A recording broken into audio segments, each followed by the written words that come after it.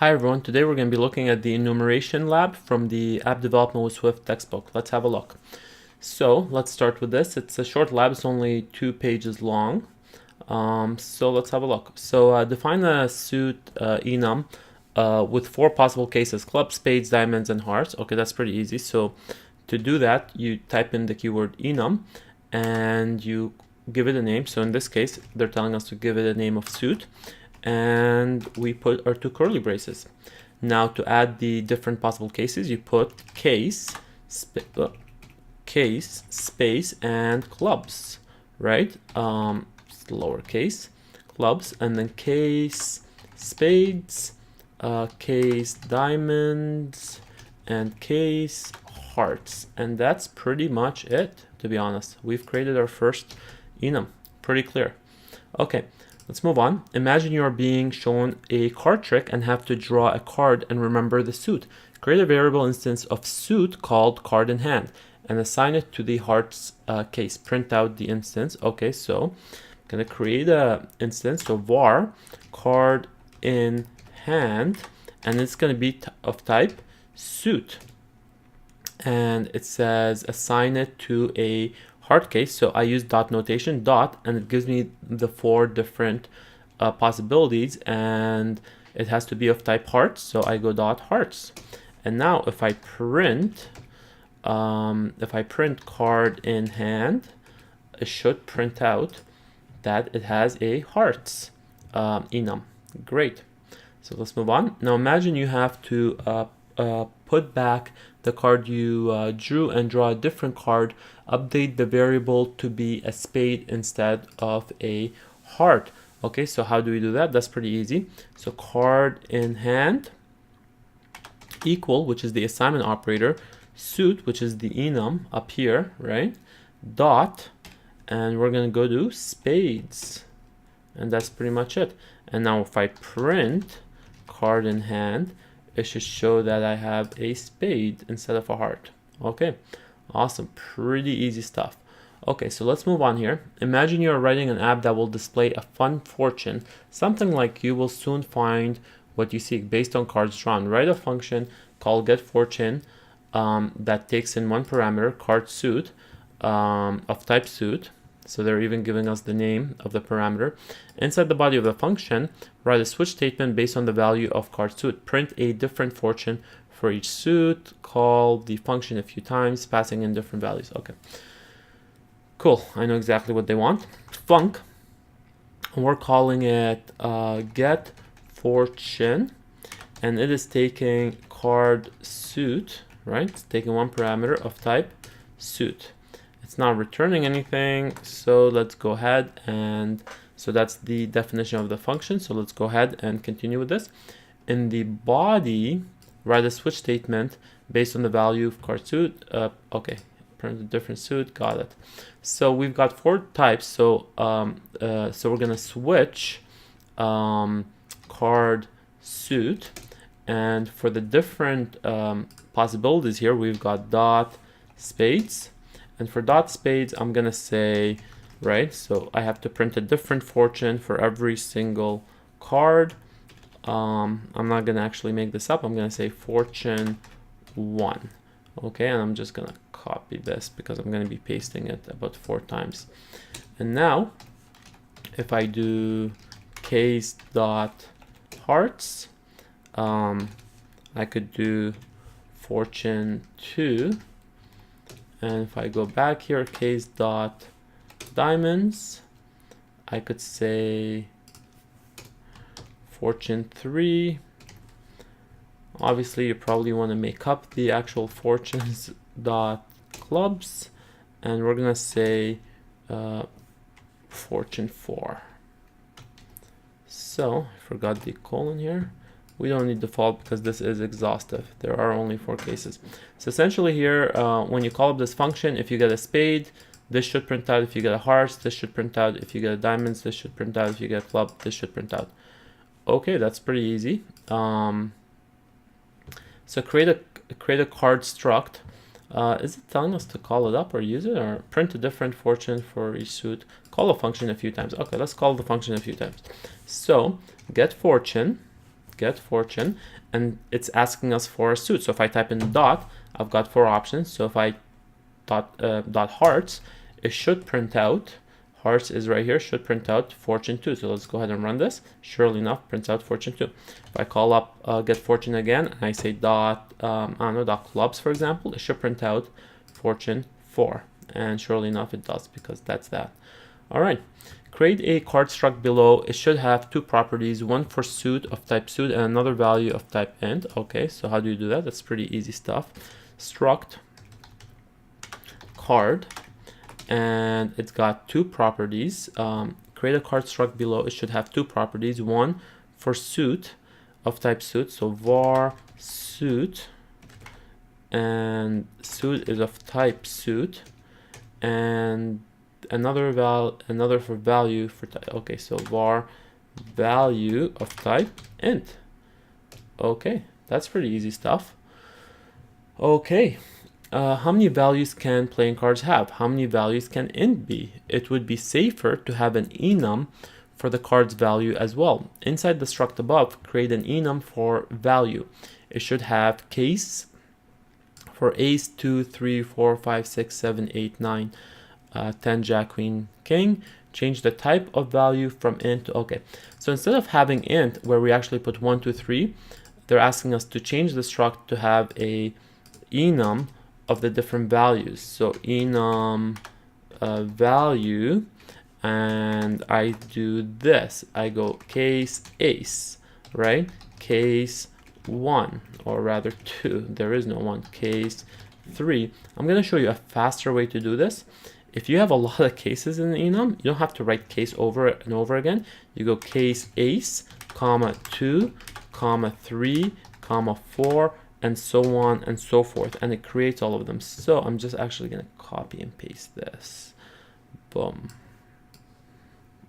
See that? So Command C, and we're just gonna do Command V, and we've got 5, 6, 7, 8, 9 all the way to jack. So ace, 2, 3, 4, 5, 6, 7, 8, 9, 10, jack, queen, king.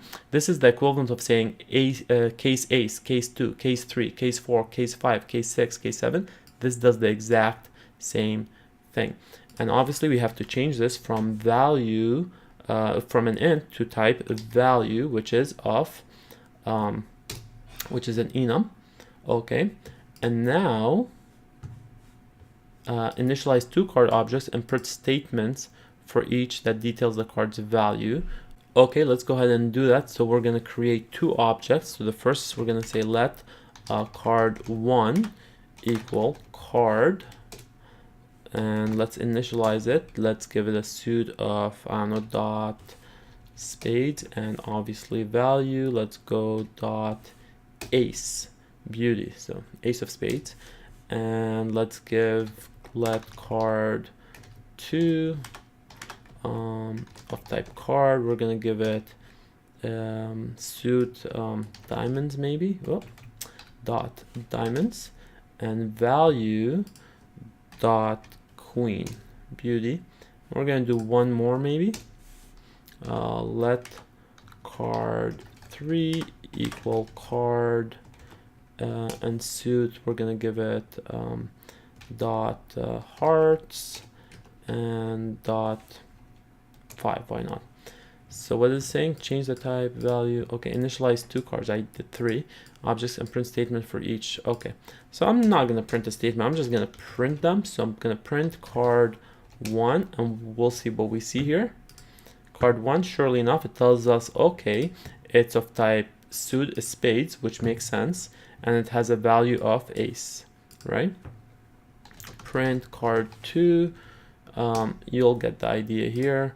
Card 2, surely enough, card 2 is diamonds and queen. Cool. All right, let's move on to page 2. All right, we're on page 2. Previous app exercises have introduced the idea that your fitness tracking app may allow users to track swimming workouts.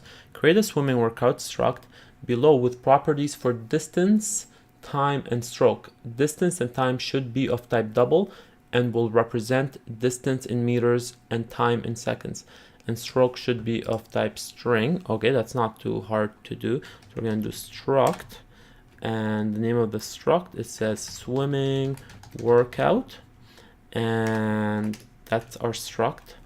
And we've got three variables, so var distance of type double, var time of type double, and var stroke, lowercase s, of type string. That's pretty much all it's asking us to do. Okay, allowing stroke to be of type string isn't very type safe. Of course, inside the swimming workout struct, create an enum called stroke and has cases for freestyle, butterfly, backstroke, and breaststroke. Change the type of stroke from string, so this thing right here, to stroke. Create two instances of swimming objects. Okay, so how do you do that? Again, same thing. Enum, and gonna call it stroke. And again, case freestyle, style, and butterfly, and backstroke, and breaststroke. And that's it. Okay, that's shorthand. That's the same as case freestyle, case butterfly, case breaststroke, case backstroke. Okay, and what do we do here? We have to create two instances of swimming. All right, so I'm gonna go let swim1, okay, equal swimming workout. Okay, and we're gonna give it a distance, let's go 50, time, let's go 10, and dot freestyle. Oh, of course I didn't change this, so I gotta change this to stroke. So here, let's redo this. Swimming workout, because it was still string, right? So distance 50, time 10, dot freestyle, and let's go let swim2 equals swimming workout. Let's initialize this. Let's go 50 meters again, 11 seconds, dot butterfly, because it's a bit slower. Okay, cool. Now imagine you want to log swimming workouts separately based on swimming stroke. You might use arrays as static variables on swimming workout for this. Add 4 static variables, freestyle workouts, butterfly workouts, backstroke workouts, and breaststroke workouts to swimming workout struct above. Each should be of type swimming workout array and should default to empty arrays. So essentially we're gonna have 4 static workouts, static variables, each associated with the different stroke. Breaststroke, backstroke, and we're putting that in the struct. Okay, that's not too hard to do. So let's go ahead and do that. I'm gonna do it right here. So very easy. Static, right? Var freestyle workout, and it's gonna be of type, set an array of type swimming workout. So it's an array of this thing right here, and we're gonna initialize it to be an empty array. Static var butterfly workout, and it's of type swimming workout, and we're gonna give it an empty value. Static var backstroke workout of type swimming workout, and we're going to give it an empty value. And static var breaststroke workout of type swimming workout, we're going to give it a value that is empty. All right, so that's pretty much it. Each should be of type swimming workout, should default to an empty array. Okay, we did all of that. Okay, great. So what do we do next? So that was that. Okay, great. Now add an instance method to swimming workout called save. So it's a function, right? It's a method inside the struct, so it's a function that takes no parameters and has no return value, so it's a void function. This method will add its instance to the static array on swimming workout that corresponds to its swimming stroke. Inside save function, write a switch statement that switches on the instance's stroke property and appends self to the property array. Call save. Okay, so let's dissect this. So we're going to create a function that's void, no parameters, no return. This method will add its instance to the static. So we're going to add something to the static array So we're gonna append something to the static array. So inside save, write a switch statement. So a switch statement based on the 4 different strokes, we're gonna append self. Okay, I think I know what they want here. So let's go ahead and do that. So func save, right? That's the definition. That's the function definition. It's void, there's no parameters, we're not returning anything. And inside we're creating a switch statement, and we're switching what? We're switching stroke. And inside this switch statement, we're saying case dot freestyle. It should find it. Case dot freestyle.